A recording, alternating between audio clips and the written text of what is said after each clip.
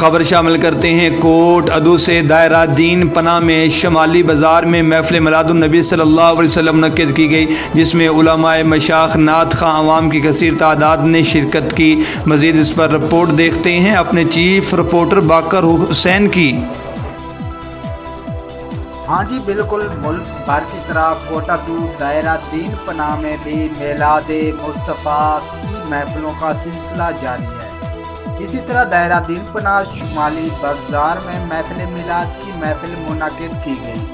محفل کا آغاز تلاوت قرآن پاک سے کیا گیا، جس میں حضرت علامہ طیب عرفان نے پرجوش انداز میں خطاب فرمایا اور حضرت علامہ سجاد حسین باروی نے محفل کو اپنے خطاب سے منور فرمایا۔ قاری عباس قادری نے نعت رسول مقبول صلی اللہ علیہ وسلم پڑھی۔ ختم قرآن پاک و دعا قاری ابراہیم باروی نے کی۔ عاشقان رسول صلی اللہ علیہ وسلم کی کثیر تعداد میں شرکت کی۔